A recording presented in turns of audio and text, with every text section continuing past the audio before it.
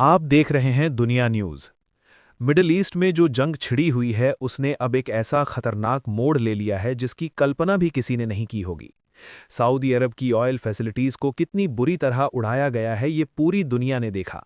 शक की सुई तुरंत ईरान पर गई, लेकिन ईरान ने जो खुलासा किया है उसने अरब देशों से लेकर अमेरिका तक की नींद उड़ा दी है। ईरान ने साफ कर दिया है कि उसने सऊदी अरब पर कोई हमला नहीं किया है। ईरान का दावा है कि उनका टारगेट सिर्फ और सिर्फ अमेरिकी और इजरायली मिलिट्री बेस, उनके दूतावास या उनकी कंपनियां हैं। तो फिर सऊदी के तेल कुओं पर हमला किसने किया? ईरान कहता है ये पूरी साजिश इजरायल की है। ईरान का आरोप है कि इजरायल ने यह खेल इसलिए रचा ताकि सऊदी अरब और बाकी अरब देशों को ईरान के खिलाफ जंग में धकेला जा सके।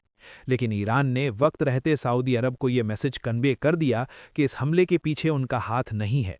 और अब इस दावे को सच साबित करने वाली एक और बड़ी खबर अमेरिका से आई है। कार्लसन की तस्वीर, मुसाद आ लोगो और कतर और सऊदी के नेताओं की फुटेज। अमेरिका के टॉप जर्नलिस्ट टकर कार्लसन ने एक ऐसी खबर ब्रेक की है जिसने भूचाल ला दिया है। कार्लसन के मुताबिक बीती रात कतर और सऊदी अरब में इजरायली खुफिया एजेंसी मुसाद के एजेंट्स पकड़े गए हैं। ये एजेंट्स इन दोनों अरब देशों में एक बहुत बड़े बम धमाके और तबाही की साजिश रच रहे थे। मकसद सिर्फ एक था, हमला करो और इल्ज़ाम ईरान पर लगा दो। लेकिन सवाल यह है कि इजरायल कतर और सऊदी पर क्यों हमला करवाना चाहता था। एक्सपर्ट्स और खुद कतर के पूर्व प्रधानमंत्री के बयानों को देखें तो अमेरिका और इजरायल का मकसद अब इस जंग से खुद को बाहर निकालना है। ट्रंप और नेतन्याहू का प्लान ये है कि अरब देश और ईरान आपस में लड़ते रहें, मिडिल ईस्ट में अशांति रहे ताकि अमेरिका का हथियार बिकता रहे और उनका नुकसान भी ना हो। जैसे रूस और यूक्रेन को उलझाया गया वैसे ही अब मिडिल ईस्ट को उलझाने की तैयारी है। एक तरफ गजा और लेबनान में भयानक तबाही मची है जिसे अब दुनिया की मीडिया ने दिखाना लगभग बंद कर दिया है, लेकिन दूसरी तरफ अमेरिका के साथ कुछ ऐसा हुआ है जिसे वो दुनिया से छिपा रहा है। कुवैत में अमेरिका के फाइटर जेट्स क्रैश हो गए हैं। अमेरिका कह रहा है कि ये फ्रेंडली फायर यानी अपनी ही मिसाइल लगने का नतीजा है। लेकिन क्या आप इस पर यकीन करेंगे? तीन एडवांस फाइटर जेट्स 3 से 4 मिनट के अंदर क्रैश नहीं हो सकते। फाइटर जेट्स में लॉक और अनलॉक सिस्टम होता है जो बता देता है कि सामने अपना विमान है या दुश्मन का। ईरान की न्यूज़ एजेंसी ने दावा किया है कि 27 साल बाद ईरान ने अमेरिका के जेट्स गिराए हैं। ईरान खुलेआम तो इसे आधिकारिक तौर पर नहीं मान रहा, लेकिन उनका मीडिया अमेरिका का मजाक उड़ा रहा है। अमेरिका और इजरायल दोनों कंफ्यूज्ड हैं कि आखिर ईरान के पास ऐसी कौन सी तकनीक आ गई है जिसने उनके मजबूत एयर डिफेंस को भेद दिया है।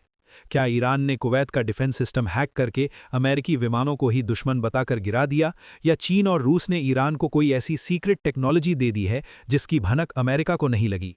डर के मारे अमेरिका और इजरायल ने फिलहाल अपनी जेट्स की उड़ानें ग्राउंड कर दी हैं। इस पूरी सूरत हाल का सबसे बुरा असर खाड़ी देशों यानी गल्फ कंट्रीज पर पड़ रहा है। जो गल्फ देश कल तक अपनी लग्जरी, शांति और टूरिज्म के लिए जाने जाते थे, वहां आज खौफ का माहौल है। फ्लाइट्स कैंसिल हैं, अरबपति बिजनेसमैन से लेकर आम टूरिस्ट्स तक वहां फंसे हुए हैं। लोग उदास और डरे हुए हैं। अमेरिका की 85% जनता इस जंग के खिलाफ है और डोनाल्ड ट्रंप जैसे नेता खुलकर कह रहे हैं कि लोगों को उनके हाल पर छोड़ दिया गया है। आने वाले वक्त में खतरा और बड़ा है। अमेरिका की नेवी और उनके समुद्री ठिकानों पर बड़े हमलों की प्लानिंग हो रही है ताकि समंदर पर किसका राज होगा ये तय किया जा सके। जब इजरायल और अमेरिका ने ईरान के सुप्रीम लीडर और 40 कमांडर्स को निशाना बनाया था तो उन्होंने इस महायुद्ध का दरवाज़ा खोला था। लेकिन अब ये लड़ाई यहाँ रुकने वाली नहीं है।